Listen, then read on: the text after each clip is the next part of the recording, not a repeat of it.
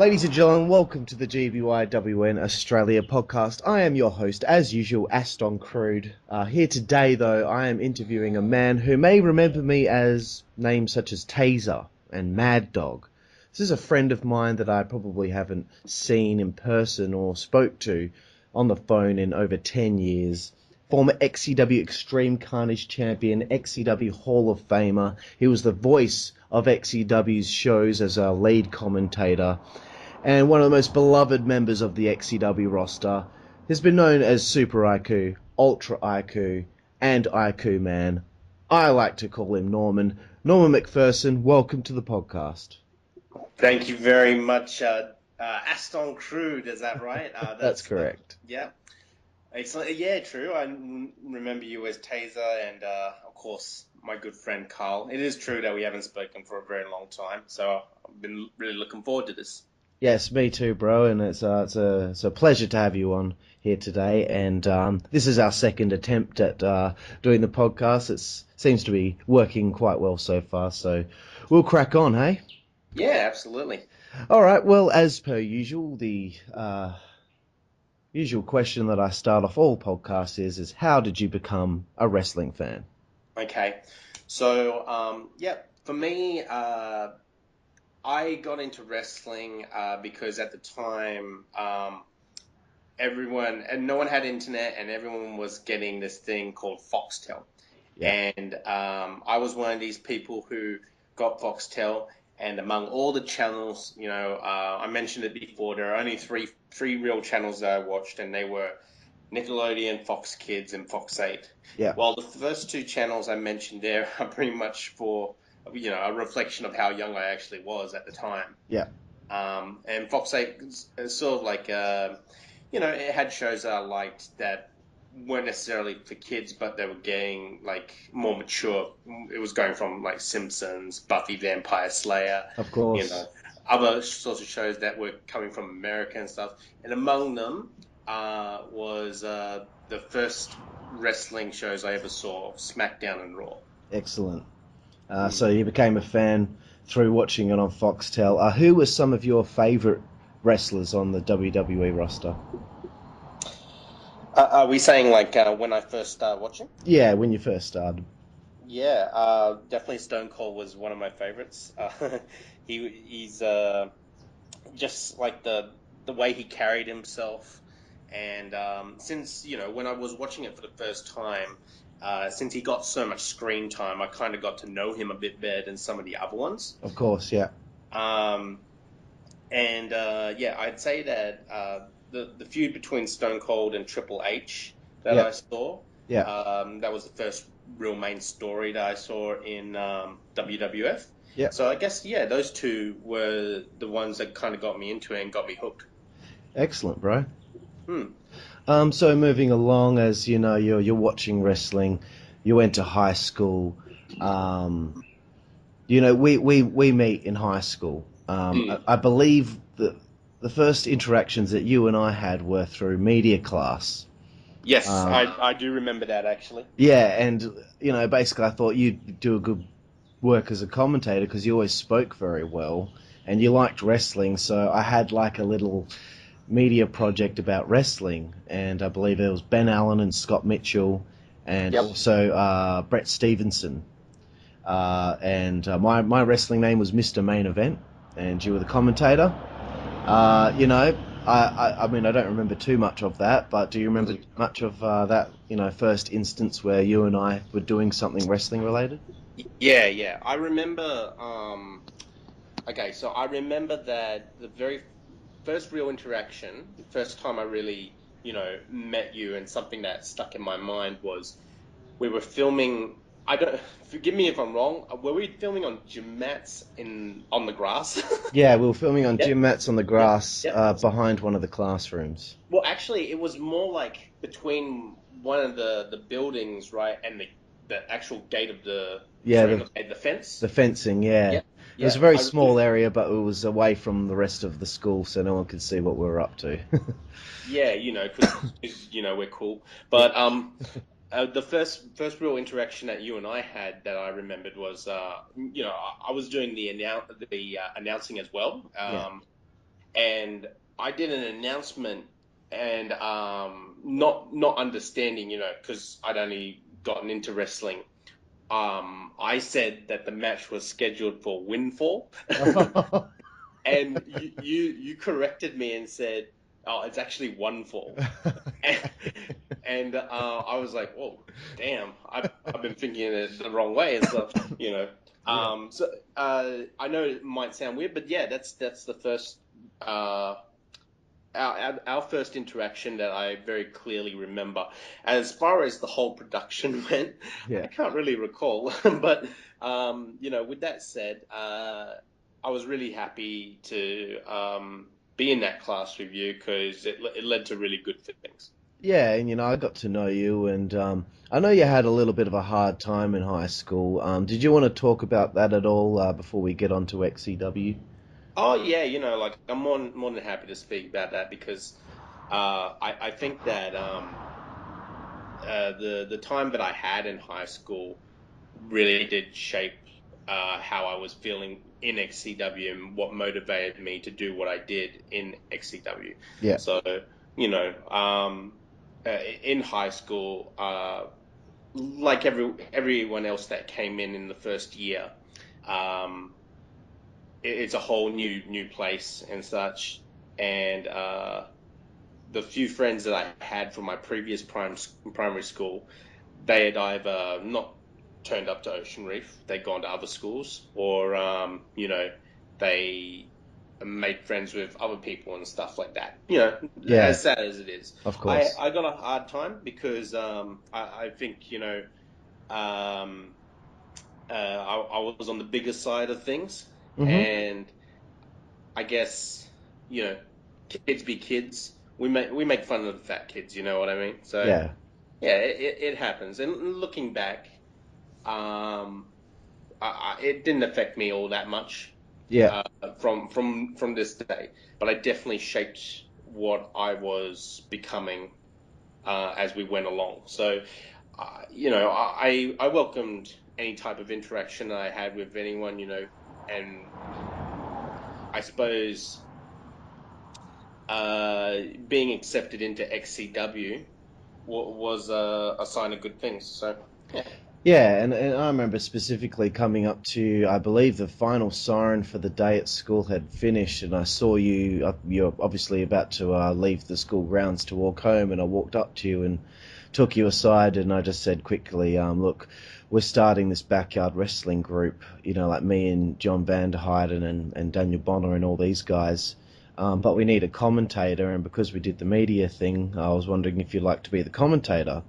And I think one thing that I do remember, and I think it was in my book, the look on your face was like it was immediate happiness. You'd been invited into doing something with a group of people, and I always Yeah. remember that, and that moment always meant a lot to me to know that, um, not that, I was Mr. Popular or anything like that. It certainly wasn't, but it made me feel good to know that someone, that you had your friends here and there, during grade 9 or whenever it was. But I guess to be offered, the opportunity to join a group, I guess that Mm. must have meant something to you. Oh yeah, absolutely, absolutely. I mean, I from all the people that you did mention as well, all those people, for the most part, I got on well with, and had already known. I mean, I'd already gotten a chance to meet uh, Daniel Bonner, Yeah, and now I'm thinking of year 8 Daniel, and I'm thinking like long ponytail. the long blonde ponytail. Yeah. Yeah, And of course, John was actually my neighbor. He was yeah. Of course, he my was neighbor across the from road, across right? the street, Yeah, and me and John have a little bit of a backstory from like before when I moved in. But with that said, I had no problems with John, so John was cool in my book. So yeah, I was really really happy to be part of that. yeah. And I believe it was August we decided XCW was going to take place, but December was when we had the first show. Yep. Christmas Chaos 1. Yep. I do recall during this time you having a lot of issues with Vaughn. He was going to be your co-commentator, so there was a lot Yeah. of back and forth between you two. Did you ever really get along with Vaughn, or not so much? Initially, not much.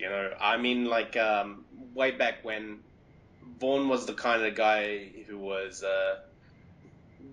like uh, if he thought that something was stupid or bad in his opinion, he wouldn't be afraid to speak up, and I respect that looking back. Yeah, But I do recall that me and him having quite a bit of heat, as well as like not only in person but also online.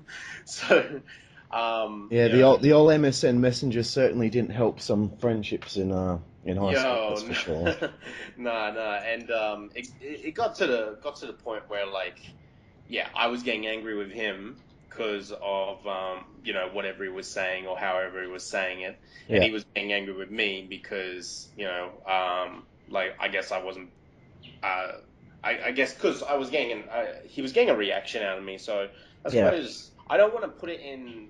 I don't want to make it so that Vaughn was the bad guy there because he definitely wasn't. No, I mean we're all It was kids, just you know. yeah, it was just like there was friction there, and yeah, it did boil over at some point. But the funny thing is, when we were at these events in person, me and Vaughn were completely fine. So Yeah, well, I thought it made for a great commentary team. I thought you two, you know, I know probably the commentary team with you and Vaughan only lasted maybe about a year before we kind of whoever was just on camera would then commentate. mm, But like you and him as commentators, I always thought you guys really were good at it. And years later when we had our 10th anniversary celebration night, we were doing these awards for the best of the best, and you and Vaughan were voted as the commentators of the decade, I guess you'd say. So I thought you guys really did work well together in that aspect. yeah, I think that that's fair enough to say. I mean, like if you have two people working together, um, like it does make for an interesting conflict there if one person's style is very different to the other. And looking back, I think I tried to take a more technical approach. So I tried to be more like the Jim Ross The of the commentary. play-by-play kind of, yeah. Yeah. I tried to, I memorized move names and other sorts of things like that. Yeah, And I think Vaughn was more of a Jerry Lawler sort in that yeah, he had uh, big expressions, had large excitement over things. yeah. You know, he'd sometimes say something random, and it would get a good reaction from the crowd and all these other Yeah, things. So I guess in a way it worked out. It's a shame that we didn't keep doing it, but I guess it made sense at the end of it that whoever was recording the matches would probably go play by play as well and see from there. But I do kind of miss the back and forth stuff. yeah. When I watch the old footage, it's just such a laugh. And every single event that we had, you watch it back, you will be laughing the whole time because it's just complete ridiculousness. And you guys, supplied the soundtrack for those memories. So there's always a big part of XCW, I believe. Yeah, Um, so definitely. the next thing I wanted to ask is, do you remember much of the first event that we ever had? Yes. At least I remember my part of it. Yes.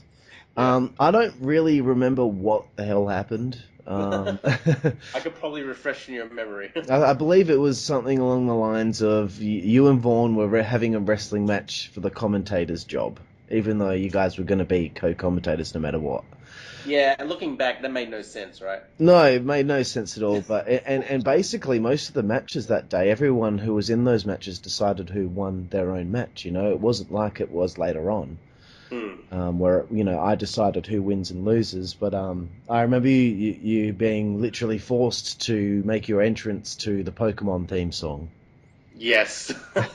I I remember mean, that. I think like no one told me, I think. no, Like I think no one told me, and when I realized that the music was from Pokemon, I look back and I had this look of disgust on my face. Even though back then Pokemon was, it was tight, but It was that's beside the huge. point. Yeah. Yeah. Like, let's see, what year was that? That was 2000. That was 2001. So 2001 was definitely, for me, the year of wrestling, Pokemon, Yeah. Dragon Ball Z, Of course. Yeah. Yeah.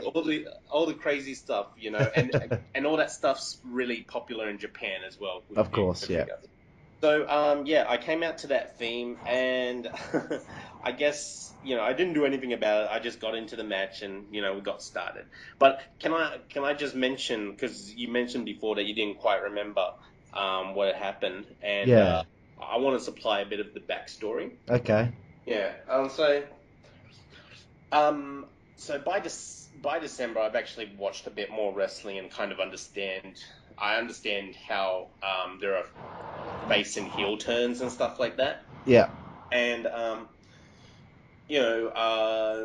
don't know how we got about it, but me and Vaughn shared we shared some sort of class, and we were going backwards and forwards, kid style and all that. And I said to him, well, I'm going to make my own federation, and you're not going to be in Oh, now I it. remember.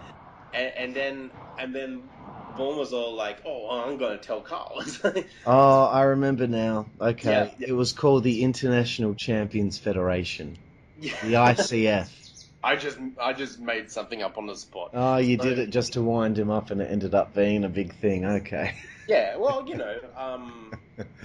that said, like it did kind of fuel a bit of the well, I guess I can say it's the screw job. It was a screw job. Now I remember all of that now. Okay. Now, I feel yeah, bad, really bad now. no, no, no, not at all, because I don't think I was upset.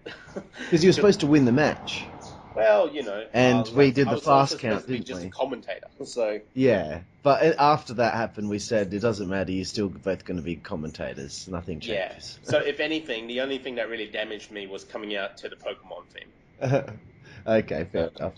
Yeah, Uh, but that's what I remember, and it was probably the controversy of the commentary of the day, even though I still was added to the commentary team. So yeah. yeah. All right. Well, so that's your first ever backyard wrestling match. Were you nervous going into your first ever actual match? I wasn't so nervous as much as like clueless. Um, Yeah. so I never done any actual wrestling, and like being a pretty big person, I'm not capable of doing like all everything that you see on wrestling. Of course. So for me, I being a kid back then, I had my favorites, and I wanted to try and emulate that. I wanted to try and copy these things, but physically, I just wouldn't be able to. Yeah. And I'd already seen how well people like John hold themselves in terms of the style that they show when they're wrestling, Yeah. and I just didn't want to look shit, but it ended up looking shit. So go figure. But yeah, it was funny. It was fun in the end. So I Yeah. wasn't nervous. I won't say that. I wasn't nervous at the time. I was more like, well, I don't know what I'm gonna do, and I don't know what Vaughn wants to do. But apparently, it never crossed my mind to actually talk to Vaughn beforehand. Probably Okay. because we were having like heat or something. Gotcha. So from there, you just remain as the commentator of XCW, moving Yep. through the next few shows, which I believe is, Highway to Hell, Guilty as Charged. A few Warzone events were in there in between. But during this time, as you're just doing the commentary and you're just a part of the broadcasting side of things for XCW, did you have that itch in you through that time period to actually wrestle? So, I definitely was enjoying what I was seeing from all of you guys. It was always fun to watch. So, doing the commentary side of things, I did slowly get the impression that, well, being a commentator isn't really much when the action's going on, because you could be in the crowd and you can just commentate essentially. Mm-hmm. Because we didn't have microphones or anything else No. like that. The only difference was I had like a white table in front of me. Exactly. Yeah. Yeah, that was the difference. That's what made you a commentator, because you were That's sitting at a white table. that's exactly right. I had the table, and everyone else had to either sit in some freaking lawn chair or something. But I did slowly realize that, wow, commentary is becoming, it's not as relevant Yeah. in backyard wrestling as I thought it was. So I tried to contribute in other ways. I think I tried helping out with website stuff Yep. and doing things from there. Yep. And I would like to make a revelation. Yes. I am the uh, the anonymous war cry. So I know that it's been a mystery all these years. Who was that guy? Yeah. And Warcry, the account that was trolling our forums, our XEW online forums. it wasn't trying to troll, to be honest. No, no. I was trying to review things. So Yeah. I wanted to review the show and give my impression of it, but I didn't want to put my name on it.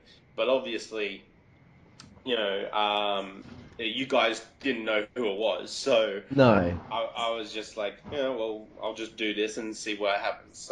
So yeah, there you go. A bombshell already on the podcast. I was Warcry. Yeah, and it was incredible, dude, because this is like the first time we have someone totally in kayfabe and totally like immersed in this mystery, and like even I, the guy that was in charge of XCW, didn't know what the hell was going on. But it was really cool, and obviously there was some hinting throughout the forums as we're leading up to Extreme Evolution 1, which was supposed to be like our WrestleMania style event, our flagship event of the year. And we've been seeing more and more of this war cry, and then it was announced that that character would be coming to Extreme Evolution 1, which would end up In some form. in some Definitely. form, right? Yeah. So obviously Super IKU was born. How did you come up with the Super IKU character? And Daniel Bonner also asked in the Q&A that I asked for from the XW boys, how did you come up with the idea of the mask, to use the Scream mask and shape it the way that you did? Yeah, sure. So, well, I'll talk about the mask for a start. I was in woodwork class, and I had this unhealthy obsession with the bandsaw. Okay. Like, I liked how that thing cut wood. Yeah. And I think coming back from the Warner Room Marcus, I got this this plastic. It was actually a luminescent plastic mask modeled from Scream, and Yeah. I thought, this is actually pretty strong plastic. I don't know if you've ever held my mask before, but it was very hard and very thick. Yes.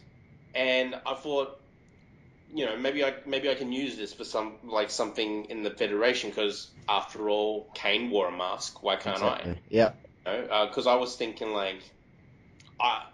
if I'm going to be a shit wrestler, I'm at least going to be a shit wrestler people want to watch. Yeah, you'll be a character. Yeah, I want to if be. you're exactly. I had to be something else. Yeah. I couldn't just be me, because let's be honest, like being the biggest guy there at the time, my matches weren't as interesting, in my opinion, But the way So to make it interesting is to actually have this character with this aura behind the character, so people would be interested to see what this character is going to do next, despite the fact maybe the athleticism, I guess you would say, wasn't going to be there.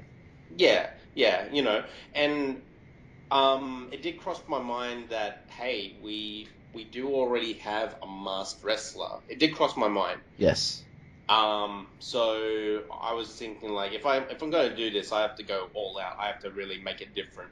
Yeah. And I think that the initial costume that I made was pretty good. I did alter the mask.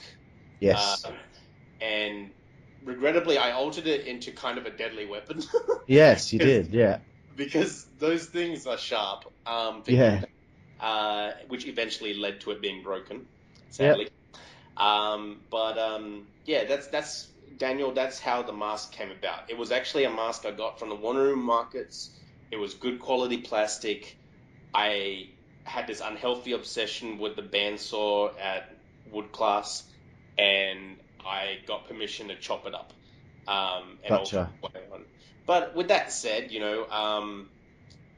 talking about the character, while I didn't necessarily intend the character to have a mask, Yep. I did want the character to be very I wanted the character to be somewhat enigmatic, mysterious, um, dark and aggressive. Yep. I guess at this point you could probably say that I was a fan of Kane.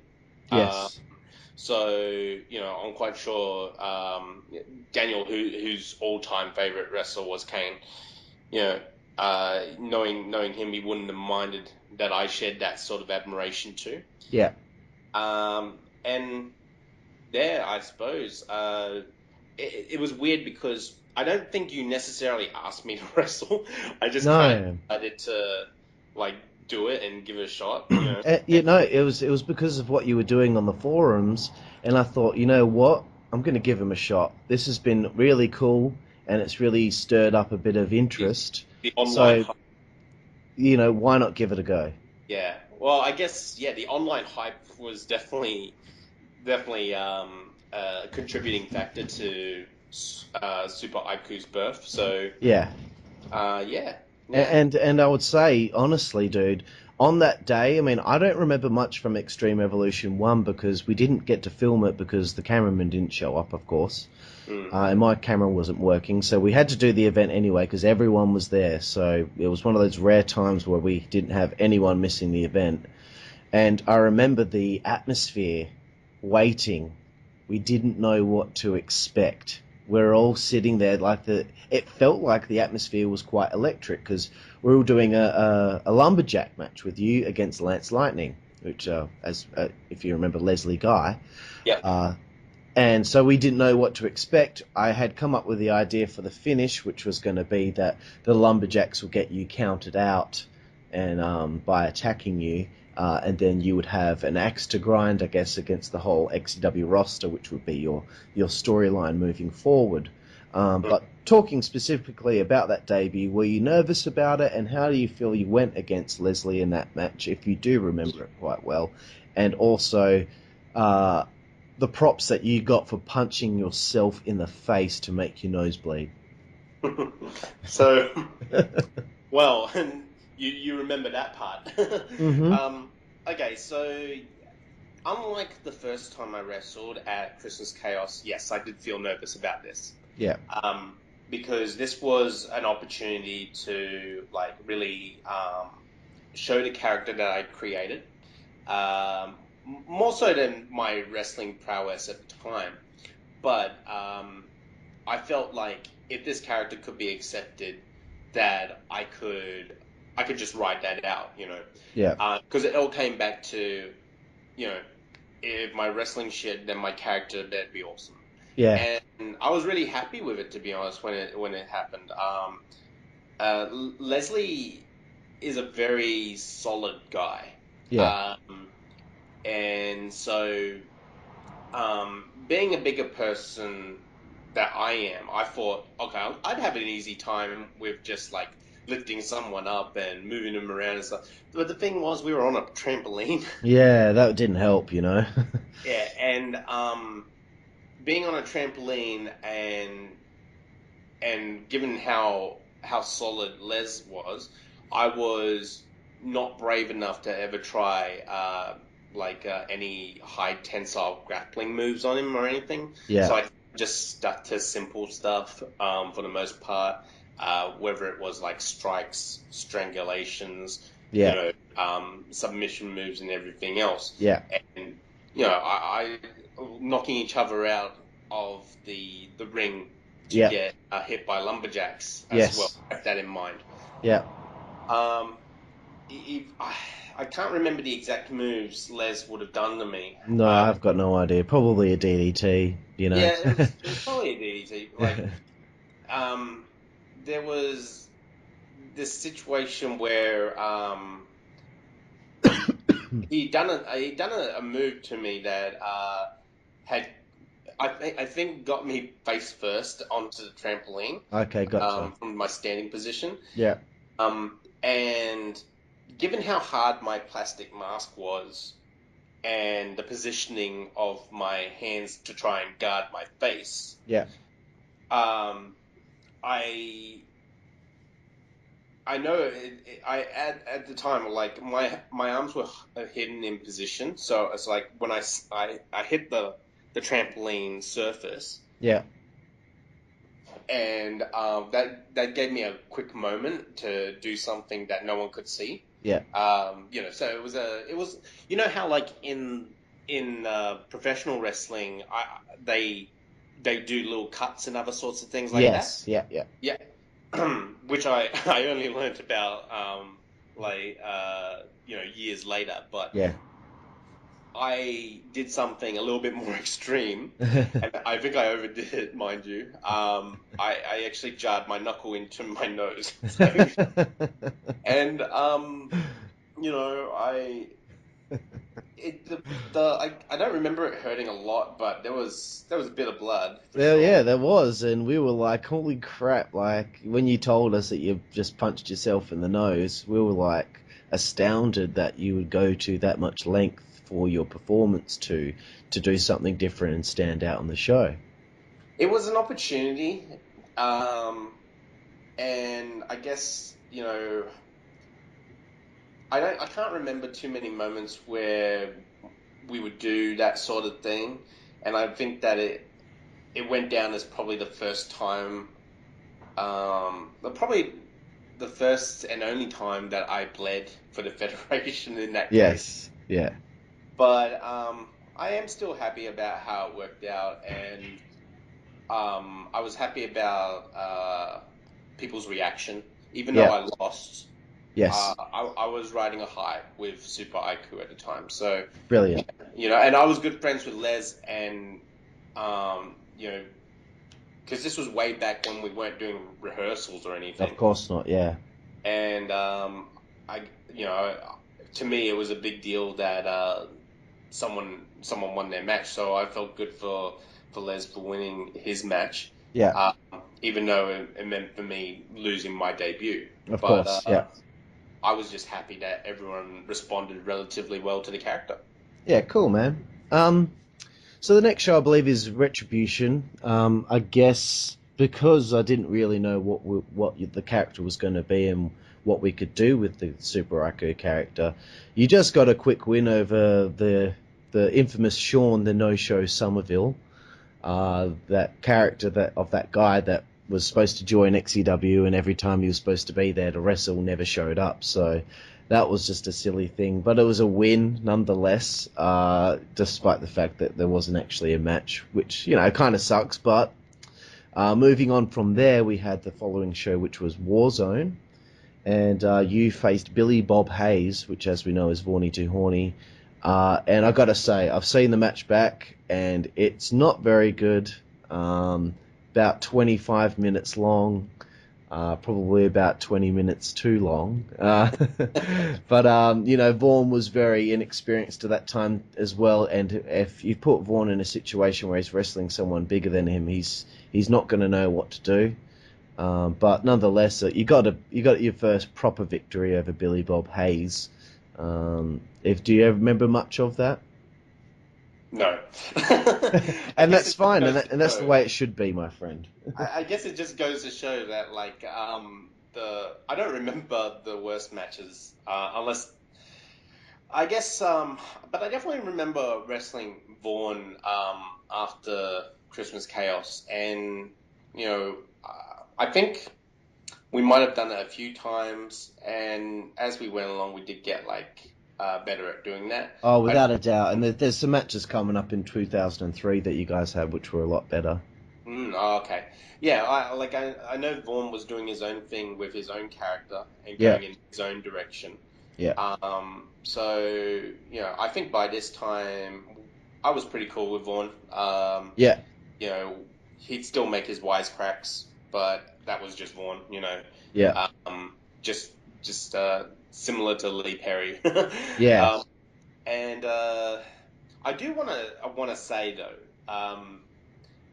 uh, the match, so the match before, was I supposed to actually wrestle someone, or was it just that we just filled that in with Somerville?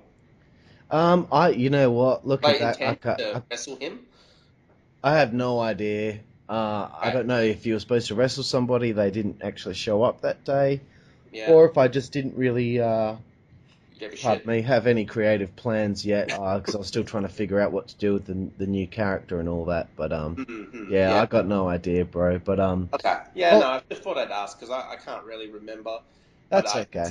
I just feel like after losing the debut match and then getting a match like that, if that was the intention, I would have been feeling at the time, hungry for something that Yeah, I had to win the next match. Like yeah, I would have felt like that, and I guess it's just just as well that I did beat Billy Bob Hayes in a yeah. 25-minute slugfest. You know, And coming after that is, it's the two clashes that I believe everyone had been looking forward to the most. We kind of rushed into it. There wasn't really a storyline behind it, but I believe at a show called XCW Mind Games, which wasn't filmed, unfortunately. You had your first battle with Defuzer getting the victory, and then the following show on Warzone, there was a Streets of Connolly match between the now evolved Ultra IKU against Defuzer. So before we get to that match itself, why was it after the loss to Defuzer at Mind Games, was there an evolution from Super IKU to Ultra IKU? okay, all right. I Is guess this just like Pokemon with the evolving kind of thing? look, and it was never intended like that. Even though you guys made me come out to the Pokemon theme more than once. Um, I guess um, I must have felt at the time uh, that I needed to do something else with the character. Yeah, Change it up a little bit, yeah, and I did think of the idea of, well, why don't we progress this character a little bit in terms um, of what it can do and such. So while it's true, I experienced more losses than wins before becoming Ultra IQ. yeah, Uh, if I was to tell you to go back and watch Akira Toriyama's Dragon Ball Z yeah. manga and cartoons, you'll see that Goku loses plenty of times, but he comes back stronger than ever. Gotcha. Um, Okay. with that said, again, I never modeled it after that. It was just a case of like, I want to do something with the character. I want to make it a bit better, and I do believe that becoming Ultra IQ also introduced my signature moves. Of course. Yeah. And with that said, and going forward, I had a bit more of a direction for the character, I think. Yeah. And I want to talk about this match between you and Defuzer, the Streets of Connolly match. I'm sure you do remember that deal. Um, pardon me. I thought it was a really, really good match, despite the fact that you're fighting on the road out the front of the house, and you're just That punching each other. dangerous. You're just punching each other. But I think it was a really fun match, and let's face it. I mean, the run that IQ has had at this point to debut now the Ultra IQ version of the character and to beat Defuzer cleanly with a 1-2-3 pinfall, that must have been a pretty big moment for you. Yeah, I think, yeah, it was, it was a good feeling, because I guess getting that win, at the time, I really liked wrestling with Daniel, actually. I want to say that firstly. Yes. Defuzer, I felt at the time was one of my favorites in the Federation. Yeah. And I somewhat looked up to Daniel in respect to that because Daniel was similar to me. He was a tall person. Yeah. He wasn't light. Um, and he had experience behind him to adapt to whoever he was wrestling with, and Yeah. he made things look good, you Yeah. know. Um, so when I went into it, I was like, well, we're similar. Maybe I can just copy what he's doing and see how we go. Yeah. And there are still some moments that are a bit blurry to me, but I do remember having a very good match with him. Yeah. Um, and at the end of it, I'm feeling really good. So huge achievement. Uh,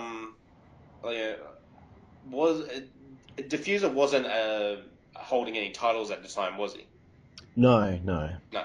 Yeah, but he had previously, right? That's correct. Yeah. Yeah. So for me to beat someone who'd held a title, that made me feel very good about myself, and it meant that anything was possible with this character I was doing. Yeah, and I would say it was really good of him to do the favour for you in that match because obviously Diffuser was a former XCW heavyweight champion at that point, so Hmm. to do the favour for someone who's a bit lower on the card, all the credit to Bonner and his willingness to understand that this isn't real, and he's fine with allowing his friend to get a victory. So I was always happy with his attitude, especially. Yeah, yeah. Don't other than yourself, Daniel was one of my best friends in the Federation, and just from a personal standpoint, good friends in school and good friends in the Federation meant that I was very happy to look up to him. I was proud to look in his direction when I was thinking of something that I needed to do for my own match experience and stuff. So, Yeah. big ups to Bonner. Um, yeah. And the next show was called Independence Day. And I'll be honest, I don't know what you did on that show. You must have wrestled someone, but I can't actually remember. But that show, to be honest, it was a dreadful show. It was probably XCW's worst one at that point. But Where was sorry, what was that? where was it? Independence Day. No, where? Oh, Vaughn's house. Okay. I have no idea. All I remember is that I wrestled Wolverine in the main event, and that's all I really remember. But the main question that I wanted to ask next was because XCW went on a hiatus after this because of several people leaving the roster. Mm. We went on a hiatus. I thought maybe it might have been over at that point, but then Vaughn decided to begin UBW, Ultimate Backyard Wrestling, and he had his one show, A New Beginning, I guess a couple months after the previous XCW event. Mm. I wanted to know what your involvement with UBW was. I know that you portrayed an on-screen commissioner type role with Oliver, and if you have any memories or any fond memories of UBW and that one show that Vaughn held at his house. Um. So again, it is a bit blurry. But if I was doing an on-screen commissioner type role, I guess um, you say I was doing it with Oliver? Yeah, he was like you So guys was were I like Tim Theory or something? you were like the Just co-commissioners or something oh, like that. okay, two commissioners. Yeah. Okay. Well, I guess I kind of always thought I was more suited to a non-wrestling role that had some sort of puppet master feel to it, and I guess it would have been really different for me. It's very hard for me to remember. It being one show, I might not have even realized that it was UBW, not XCW. That's how it it's felt because we wrestled at Vaughan's fairly often. yeah. So I mean, and it's cool if you don't remember certain things. We can just move on to the next subject. yeah, sorry. That's okay, man. You should hear the interview that I had with Mike. He couldn't even remember that he had a feud with Koala Bear, so Oh, there I haven't you go. uploaded that one yet, but it should be in the pipeline soon to be uploaded. Good fun. Um, so moving forward, XCW does return, I believe, in September of 2002. You're back on commentary. I guess at that point I hadn't thought of a real good way to continue this Ultra IQ character, but we had a Warzone event where you just did commentary.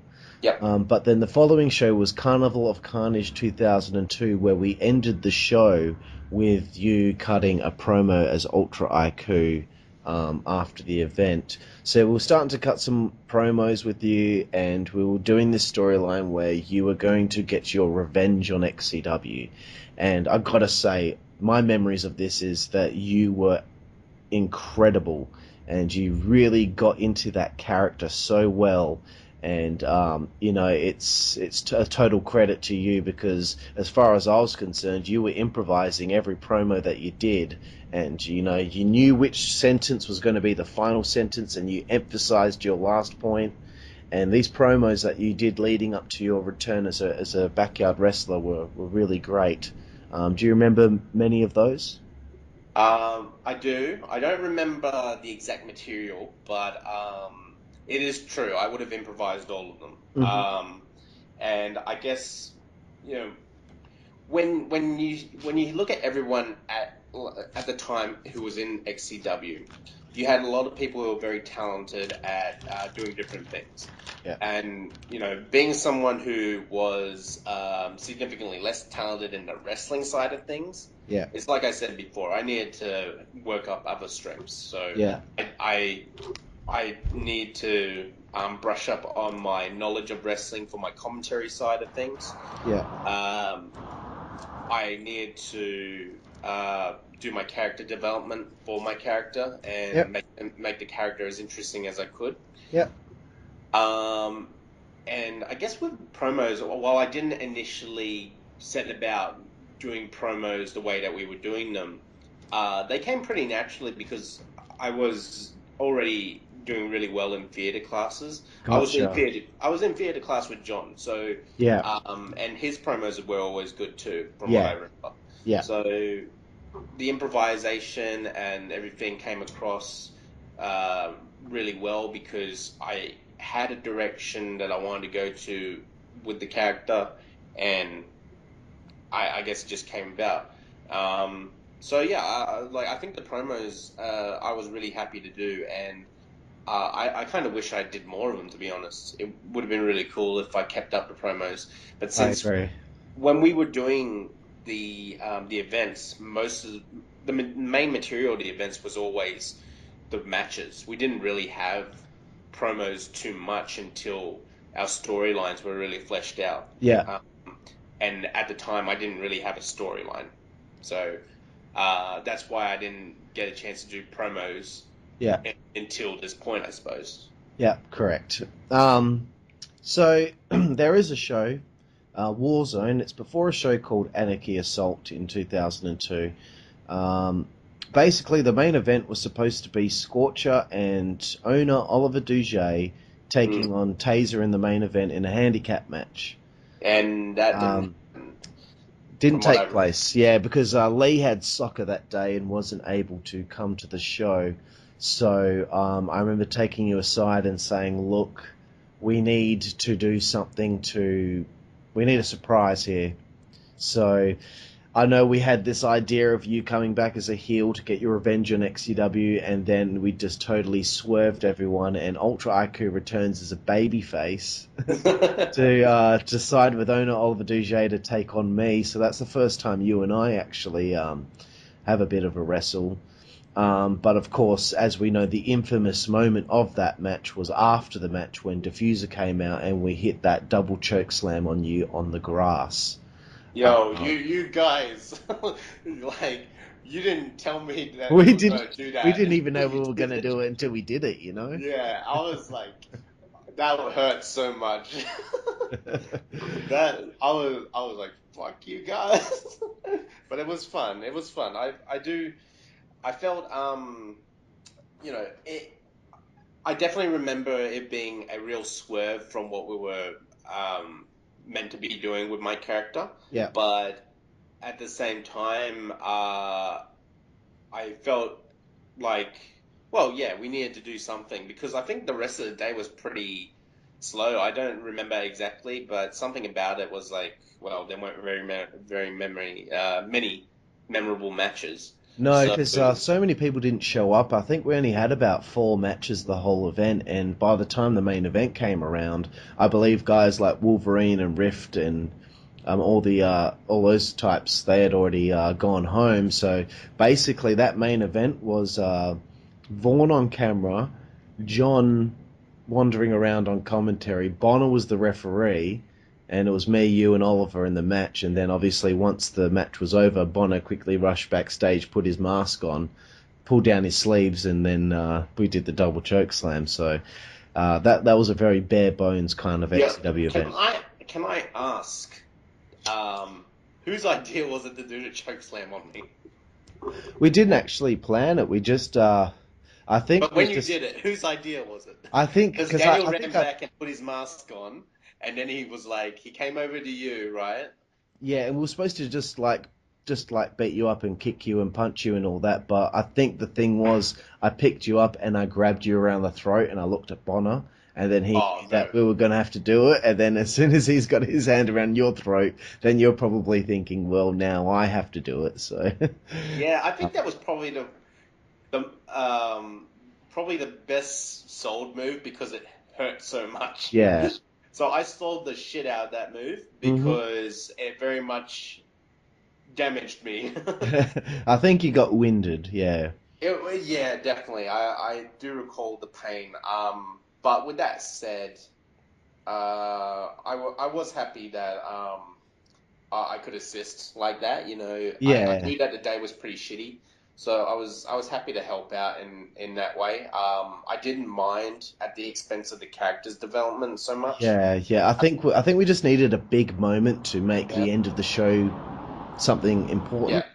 And looking at it, yeah. Now the promos, when you see that, don't make any sense, but you know, whatever. It's exactly like you said before. It's not real life. It's something that we were doing for fun, and you know, aside from the pain, I had fun, definitely. Yeah.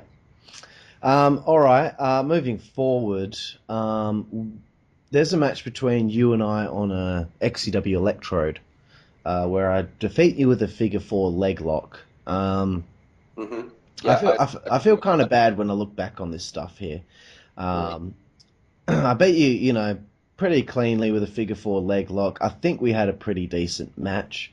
And then later on, when we had the actual Warzone event, you, Lance Lightning, and Vaughn had a 3-way for the Hardcore Championship elimination match where you were eliminated first due to the damage that was done to your knee on Electrode.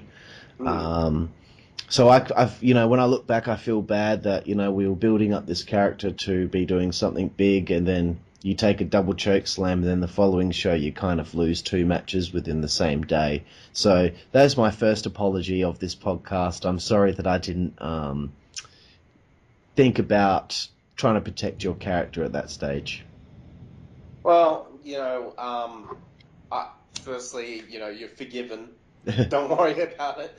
Um, Looking back, yeah, IKU didn't really have much of a win record. To be honest, he probably should have retired like after the fifth or sixth match. but but it's the sort of the way that was going for IKU, despite the losses, I was still enjoying it. You know, hmm so don't get me wrong at all. I really liked the part in wrestling. I like watching technical stuff in professional wrestling, but I also like watching, the showmanship things and um, the sophisticated things that we were doing because we were more sophisticated at this time Yeah. than when we started. So Yes. to acknowledge the damage to my legs because of a previous match, we wouldn't have done that in Yeah. the early stages, right? We would have been all like, yep, I'm okay. Let's just Yeah. go ahead and kick other people's asses, even though in the previous match someone broke my leg. Yeah. So I recognize those things, and I don't know how many other people might have actually taken much notice of those things as well, but like I understood things were in place for a purpose. Like cohesion for me was very important. Hence why I like reviewing things and I like watching things that had good story and stuff. Yeah. And while people might not respect the I'm gonna say showmanship. It's showmanship in wrestling, in Yeah. professional wrestling. Maybe they don't respect that and think that wrestlers have no place being on movie screens or other sorts of places. But at the end of the day, it being entertainment and it being cohesion at that point for me was very important. So I didn't think so much about the losses. I don't know. I might have complained to you about losing at some point, but I don't remember Yeah, honestly. neither do I. I mean, from my memory, you were pretty cool with anything that was I taking guess I was just place. happy to be involved. Yeah. So, yeah, I definitely didn't mind, I think. And, yeah, I think I liked the direction that the Federation was going Mhm. in terms of how sophisticated we were. Yeah, and We were getting better. Yeah, and we're moving towards Christmas Chaos 2 in December. Um, so I guess you would say a feud kind of on the side with Defuzer has fired up again, but at Christmas Chaos 2, we've thrown you in a random match with Oliver in a first blood match because you punched yourself in the nose, and Oliver had wrestled Ace Silver at Anarchy Assault and had actually bladed during the match and was bleeding from the head, so I don't know what I was thinking. I just thought, let's just put Oliver and IQ in a match at Christmas Chaos, first blood match. You got the win, which was pretty cool. And then I believe at the following Warzone event, you and Scorcher teamed up against myself and Defuzer, and you guys got the win there. So there's 2 wins in a row, so it's kind of building you back up. I don't really remember the tag team match, the team up one. I don't remember that one, to be I, honest. the one I specific. couldn't have done the winning move, right? It must have No, been it was Lee that did Scorcher it. who got the Yeah. win. But there was after the match, Scorcher gave you a stunner. For Yeah, no I was like, for it's no reason. typical Lee, man. I bet you didn't even tell him to do that. No, he just did it himself. He was the most spontaneous and Yeah. unpredictable backyard wrestler that I've ever seen. Yeah. Looking back, I know for sure no one told him to do that. He just I think it would have been something like he went to shake my hand, got Yeah, to the leg, kicked me in the gut, and stunned me. yeah. He probably had just seen it on WWE TV and thought that he was going to start doing that now without even getting clearance to do it. Yeah, because it made sense, right? But um, yeah, good fun. Yeah. So the following show is Battlefield Brawl, where we have, that attempt at a Royal Rumble match inside of John's trampoline with the ropes and all that. I think we Um, did okay with that, right? it wasn't too bad. It was fine. Hmm. Just the problem was that the camera cut out about 3/4 into the Rumble, and we'd never got to see the actual finish of the match. Oh damn. Yeah, Okay. but earlier in the show, you wrestled Defuzer, and this would have been the last time you actually wrestled Defuzer. And it was a great match, definitely the best match you guys had ever had. Hmm. Don't know if you remember much of it, but Defuzer gets the victory in that match. Do you remember battling Defuzer at Battlefield Brawl?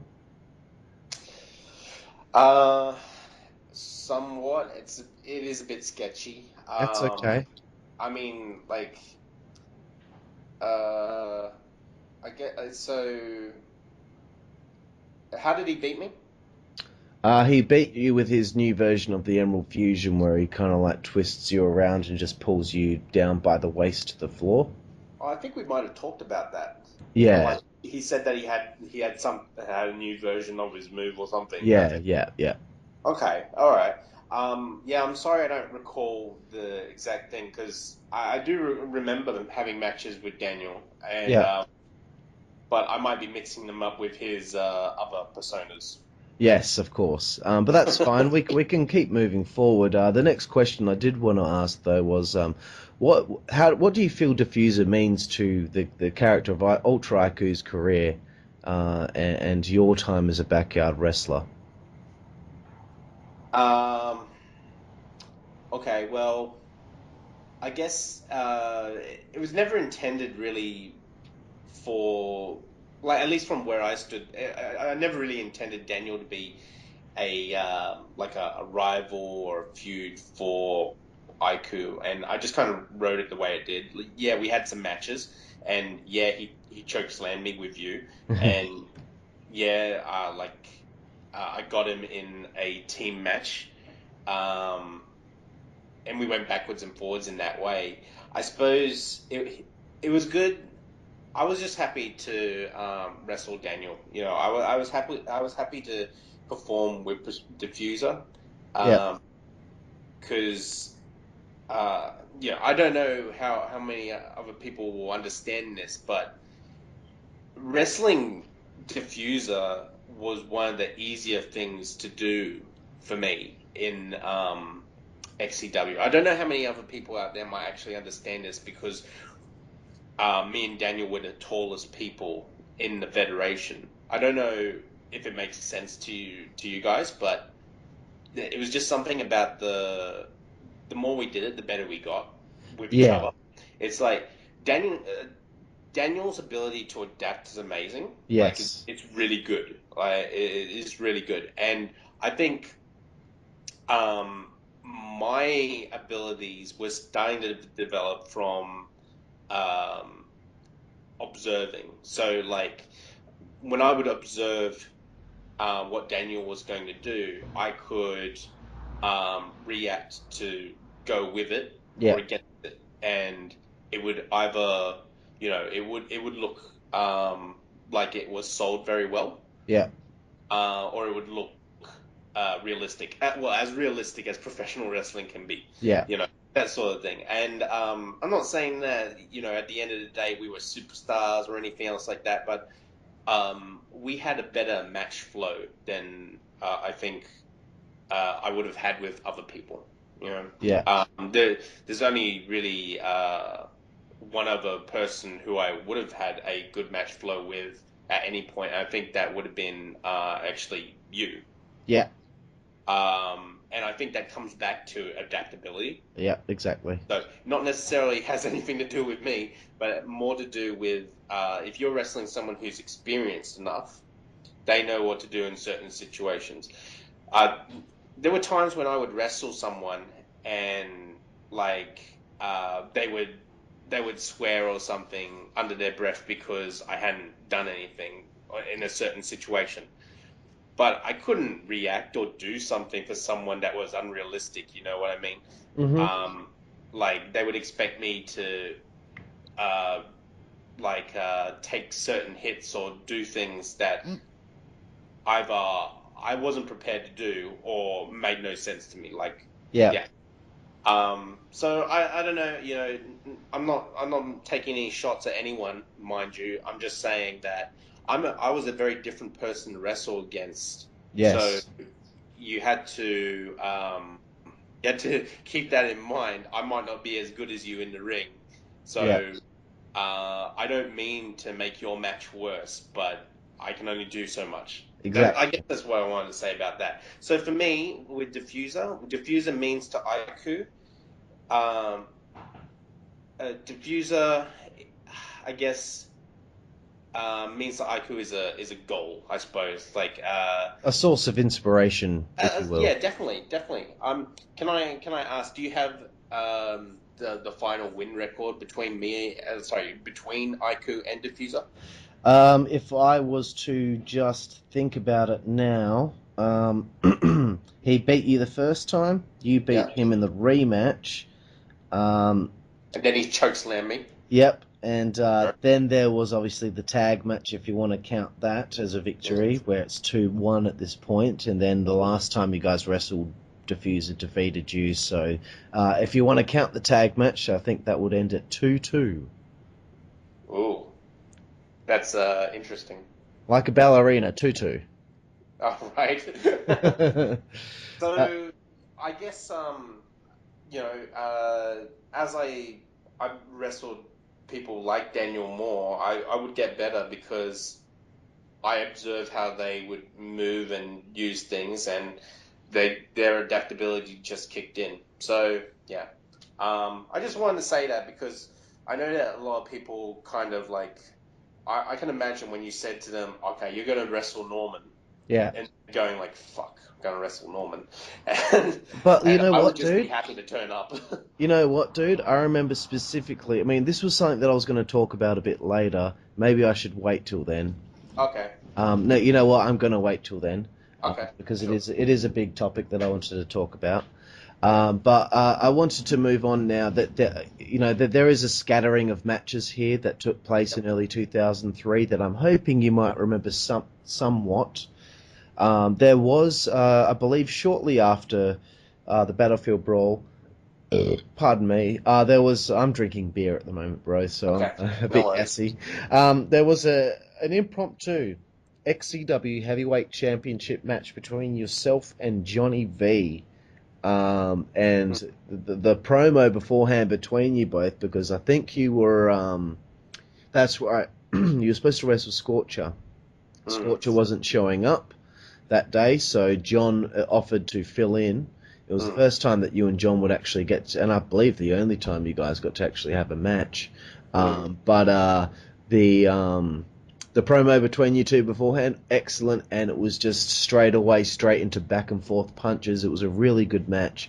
John wins with the frog splash in the end, but I Oh, I thought it remember that. Yeah. yeah, it was a really good match. I think I did end up uploading the full match and sending it to you at some point. Uh, Okay. do you remember much of that opportunity? You know, this is the first time you've actually had an XCW heavyweight title match. Yeah, like I guess at this point, so this was a title match, was it? Yeah, it was just Yeah. totally Okay. impromptu because of Lee Yeah. not being there that day. Yeah. I guess I didn't think it was too much of a big deal at the time because it was just like, oh well, let's give a match. Let's just do something. Yeah, Oh well, we might as well make it a title match, I suppose. yeah, I guess I didn't think about it much at the time, yeah, but looking back, it's interesting because at this point, IKU's never had any title matches other than that triple threat, I think, mhm, where he got knocked out. yeah, So to get that opportunity, even if it was just by chance, yeah, was still fine. Like it was good. I do remember me and John wrestling, and John is actually, again, in that list of people who are quite good in terms of their ability and such. yeah, Um, and I think that we did okay. Yeah, I think that was yeah, actually all right. yeah. Pacing of the match, I think I've always had a problem with my pacing, to be honest. But Yes, with how people, the better the person is that I can adapt with, yeah, the better the pacing will be for me. So yeah, I don't know. It sticks out in my mind saying that the pacing of that match was okay, yeah, and I definitely remember the frog splash. yeah. So yeah, it was good. I guess looking back, I'm happy that I had that opportunity to wrestle John. Excellent, bro. Mm. Um, So I know that we were heading towards Extreme Evolution 2 around this stage. There was supposed to be a feud between you and Homicide that was supposed to begin at that point, Ultra IQ versus Homicide, but at that point, Luke was actually, unfortunately, becoming a little bit unreliable and missing the shows. So Mm. the general idea of heading towards the biggest show of the year, it was supposed to be, unfortunately, that wasn't going to be. So I guess we had to kind of, and at the time also Lee was being quite unreliable too. So it would end up it being in a situation that not many people would have expected to happen until the day of the show. So just bear with me. I'm trying to explain what the situation was at the time with you. Um, so we got to Extreme Evolution 2, and because Lee ended up quitting XCW whilst he was still the XCW television champion, In the end, we decided to place you and Blade in a match where the winner would become the new TV champion, and they would move on to face O Factor later on in the show to what do you call it? Unify. To unify the hardcore and the television title to make the Extreme Carnage title. Yeah. So you did have a short match with Blade at Extreme Evolution 2, where, of course, the birth of junior referee Daniel Bonner took place, screwing Ultra IQ out of the match. It's That little jerk. it was incredible. But yeah, Blade picks up the win, wins the TV title. Do you have much memories of that? As I know that soon after this, it was going to be the end of Ultra IQ. Yeah. Well, I guess I think at this point I did realize that a lot of things for my character just weren't happening. Yeah. And yeah, it wasn't to do with anything other than attendance of other people. Yes. At the same time, I'm not going to blame anyone for that. I can understand with Luke. I think he lived pretty far away. Yes. And you know, we were all kids and shit, so we don't drive. Yeah. Like, I mean, I don't recall any of us actually having a car. No. But with that said, it was unfortunate that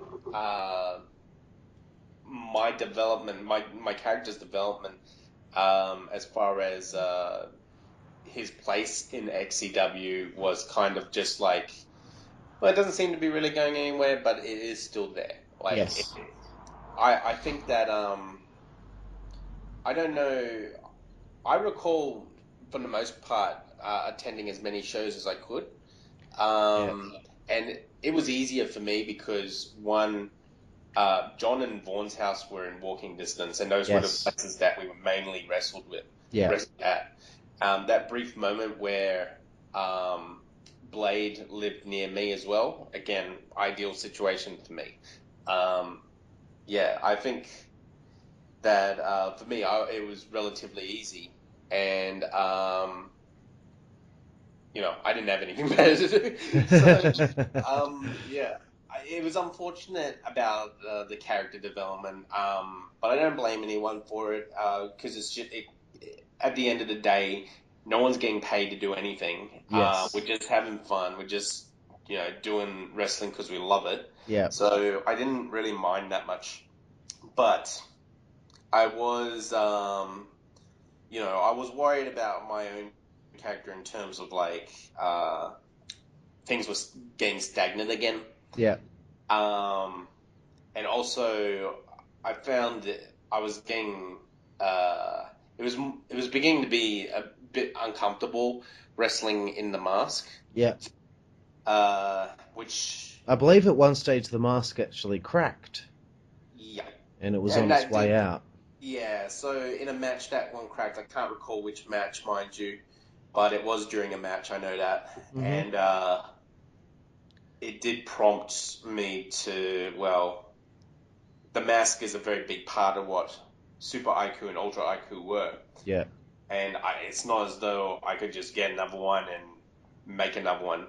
And I think I took it upon myself to simply do away with the mask. Looking back, I should have done something cool, like break the mask in half on screen or something. Yeah. I like looking back, that would have been sick. But you know, at the end of it, it didn't come until afterwards. It was after I realized, okay, well, I can't really use this anymore.